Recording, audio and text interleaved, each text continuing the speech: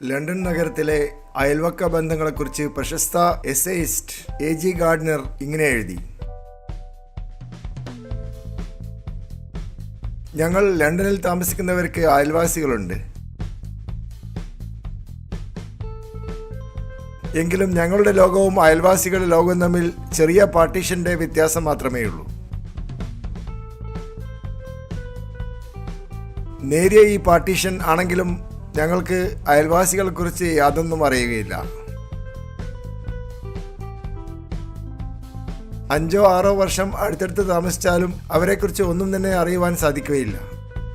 ഒരു റെസ്റ്റോറൻറ്റിൽ വെച്ച് അദ്ദേഹം എൻ്റെ മുമ്പിലുള്ള കസേരയിൽ വന്നിരുന്നാൽ ഞാൻ അദ്ദേഹത്തെ ആദനബിയുമായി തിരിച്ചറിയുകയില്ല. അദ്ദേഹത്തിന് ഉയരം കുറവാണോ, ഉയരം കൂടുതലാണോ, ചെറുപ്പക്കാരനാണോ, പ്രായമുള്ളവനാണോ എന്നൊന്നും തന്നെ എനിക്കറിയുകയില്ല. അതുപോലെ അദ്ദേഹത്തിന് എന്നെക്കുറിച്ചും ഒന്നും അറിയുകയില്ല എന്ന് എനിക്കുറപ്പുണ്ട്. ഞങ്ങൾ തമ്മിലുള്ള ബന്ധം രാത്രിയിൽ കേൾക്കുന്ന ശബ്ദങ്ങൾ മാത്രമാണ്. ഞെരിപ്പോടിൽ അദ്ദേഹം കമ്പിയിട്ട് ഇളക്കുന്നതും പിയാനോ വായിക്കുന്നതും ഞാൻ കേൾക്കാറുണ്ട്. അദ്ദേഹത്തിൻ്റെ വീട്ടിൽ സുഹൃത്തുക്കൾ വരുമ്പോൾ കുറച്ചൊക്കെ കാര്യങ്ങൾ എനിക്ക് ഊഹിച്ചെടുക്കാൻ പറ്റുന്നുണ്ട്.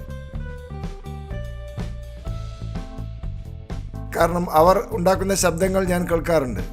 അവർ കേൾക്കുന്ന സംഗീതങ്ങളും എനിക്ക് കേൾക്കാൻ പറ്റുന്നുണ്ട്. അവർ എത്ര മണിക്കാണ് യാത്ര പറഞ്ഞ് പോയതെന്നും ഞാൻ അറിയുന്നുണ്ട്. പലപ്പോഴും അവർ വളരെയധികം സമയം ഇവിടെ ചെലവഴിച്ചു എന്ന് ആലോചിക്കുമ്പോൾ എനിക്ക് അസ്വാസ്ഥ്യം തോന്നാറുണ്ട്. അയൽവാസികളുമായി ഞങ്ങൾ സൗഹാർദ്ദമുണ്ടാക്കാത്തതിന് കാരണം അഹങ്കാരമോ മര്യാദകേടോ കൊണ്ടല്ല. ഞങ്ങൾ ലണ്ടൻകാർ അങ്ങനെയാണ്, ഞങ്ങളുടെ ജീവിതശൈലിയാണത്. കാരണം ഈ നഗരത്തിൽ ഒരുപാട് ആൾക്കാരുണ്ട്, അതുകൊണ്ട് ആർക്കും ഐഡന്റിറ്റി ഇല്ല. ലണ്ടൻ നഗരത്തിലെ ജനങ്ങൾ എരുന്തുകളെപ്പോലെ പുറന്തോടിനുള്ളിൽ കഴിയുന്ന കക്ക മത്സ്യത്തെ പോലെയാണ്. ഓരോരുത്തരും അവരുടെ പുറന്തോടിനുള്ളിൽ ജീവിക്കുന്നു. യഥാർത്ഥ അയൽവാസികൾ ലഭിക്കണമെങ്കിൽ ഗ്രാമപ്രദേശത്ത് പോയി താമസിക്കണം.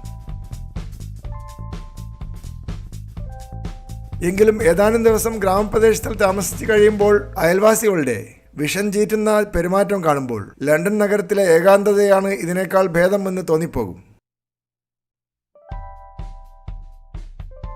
ലണ്ടൻ നഗരത്തിൽ അയൽവാസികൾ ഞങ്ങളുടെ വളരെ അടുത്താണ് താമസിക്കുന്നത്. എങ്കിലും മാനസികമായി അവർ ഞങ്ങളുമായി വളരെ അകലെയാണ്.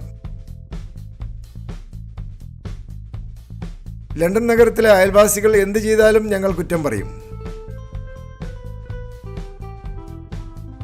അവർക്ക് മതവിശ്വാസം കൂടുതലാണെങ്കിൽ ഞങ്ങൾക്കത് ഇഷ്ടപ്പെടുകയില്ല. എപ്പോഴും ബൈബിൾ വായിച്ചുകൊണ്ടിരിക്കുന്നവർ ഞങ്ങളെ അസ്വസ്ഥരാക്കും.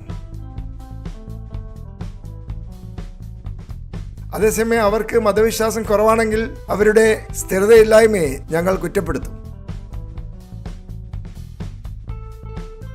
ഞായറാഴ്ച ടെന്നീസ് കളിക്കുന്നത് കാണുമ്പോൾ ഞങ്ങൾക്ക് ഇഷ്ടപ്പെടുകയില്ല. ഞായറാഴ്ച ടെന്നീസ് കളിച്ചില്ലെങ്കിൽ അതും ഞങ്ങൾക്ക് ഇഷ്ടപ്പെടുകയില്ല. അവർ എന്ത് ചെയ്താലും ഞങ്ങൾക്ക് വിമർശിക്കേണ്ടി വരും. ഞങ്ങൾക്ക് ഉറക്കം വരുമ്പോൾ അവർ സന്തോഷവാന്മാരെ ഇരിക്കുകയും ബഹളമുണ്ടാക്കുകയും ചെയ്യുന്നത് ഞങ്ങളെ വളരെ അലോസരപ്പെടുത്താറുണ്ട്. അവർ ധാരാളം പണം ചെലവഴിക്കുമ്പോൾ ഞങ്ങൾ ക്രിമിനൽ വേസ്റ്റ് എന്ന് പറഞ്ഞ് കളിയാക്കും. പണം ചെലവഴിക്കുന്നില്ലെങ്കിൽ പിശുക്കന്മാർ എന്ന് പറഞ്ഞ് കളിയാക്കുകയും ചെയ്യും. നല്ല വസ്ത്രങ്ങൾ അണിഞ്ഞാൽ അവർ ഷോ ഓഫ് ആണെന്ന് ഞങ്ങൾ പറയും. മോശം വസ്ത്രങ്ങൾ അണിഞ്ഞാൽ ഈ അയൽവക്കത്തിന് അവർ മാച്ചാവുന്നില്ല എന്ന് പറഞ്ഞ് ആകുലപ്പെടും. അവരുടെ സുഹൃത്തുക്കളും അവരുടെ സംഗീതവും അവരുടെ വളർത്തുമൃഗങ്ങളും അവരുടെ രാഷ്ട്രീയ വിശ്വാസങ്ങളും അവർ വായിക്കുന്ന പത്രങ്ങളും ഇതൊക്കെ അവരെക്കുറിച്ച് നമുക്കുള്ള ഗൂഢമായ ഭയപ്പാടുകളെ അടിവരയിടുന്നു. അവരെക്കുറിച്ച് ആരെങ്കിലും എന്തെങ്കിലും പറഞ്ഞാൽ അത് വിശ്വസിക്കാൻ നാം തയ്യാറാണ്, പ്രത്യേകിച്ചും മോശമായ കാര്യങ്ങൾ. രാത്രിയിൽ കേൾക്കുന്ന വിചിത്രമായ ശബ്ദങ്ങൾ എന്താണ്? അതും രാത്രിയുടെ അന്ത്യയാമങ്ങളിൽ 3 മണിക്കും 4 മണിക്കുമൊക്കെയാണ് ഈ ശബ്ദങ്ങൾ കേൾക്കുന്നത്. തീർച്ചയായും അതൊരു നാണയത്തിന്റെ കിലുക്കമാണ്. എന്താണ് പെട്ടെന്നുള്ള അലറിക്കരച്ചിലുകളും പൊട്ടിച്ചിരികളും? മദ്യപാനികളാണോ അവർ? അല്ലെങ്കിൽ ഇത്രയധികം ബഹളം അവിടെ ഉണ്ടാകുമോ? ഞങ്ങൾക്ക് അവരെക്കുറിച്ച് ഒന്നും അറിയുകയില്ല, അല്ലെങ്കിൽ ആവശ്യത്തിന് വിവരങ്ങൾ അവരെക്കുറിച്ച് ലഭിക്കുന്നില്ല. കാരണം അവരെക്കുറിച്ചുള്ള വിവരങ്ങൾ കഷ്ണങ്ങളായിട്ടാണ് ലഭിക്കുന്നത്. ഈ കഷ്ണങ്ങളെല്ലാം ഒന്നിച്ചു ചേർക്കുമ്പോൾ ഭീകരമായ ചിത്രമാണ് നമുക്ക് ലഭിക്കുന്നത്. പകുതി സത്യങ്ങളും പകുതി മനസ്സിലായ കഷ്ണങ്ങളും വളരെ അപകടകാരികളാണെന്ന് ഞങ്ങൾ ആലോചിക്കാറില്ല. അതുകൊണ്ട് നാം എല്ലാവരും ചെയ്യേണ്ടത് അയൽവാസികളുടെ വികാരങ്ങളെക്കുറിച്ച് കുറെ കൂടി സെൻസിറ്റീവ് ആവുകയാണ്.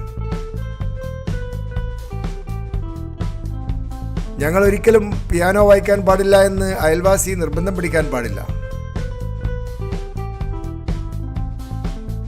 രാത്രിയിൽ വൈകി ഉറങ്ങാതെ ഇരിക്കുന്നതിൽ അവർ വിഷമം കാണാൻ പാടില്ല. ചില സമയങ്ങളിൽ സുഹൃത്തുക്കളോടൊപ്പം അല്പം ബഹളം വെക്കുന്നതിലോ മറ്റുള്ളവരെ ഡിസ്റ്റർബ് ചെയ്യുന്നതിലോ വലിയ പ്രശ്നമുണ്ടാക്കാൻ പാടില്ല. എങ്കിലും അയൽവക്കക്കാരായതുകൊണ്ട് പരസ്പരം നോയിസൻസ് ഇല്ലാതെ ജീവിക്കുന്നതാണ് നല്ലത്. ഏറ്റവും നല്ല അയൽവാസി മറ്റേയാളുടെ ജീവിതത്തിൽ ഇടപെടാതിരിക്കുകയും രാത്രിയിൽ ഞെരിപ്പോടിൽ കമ്പിയിട്ട് അളക്കുന്ന ശബ്ദം മാത്രം കേൾക്കുകയും അതുകൊണ്ട് തൃപ്തിപ്പെടുകയും ചെയ്യുന്ന അയൽവാസിയാണ്.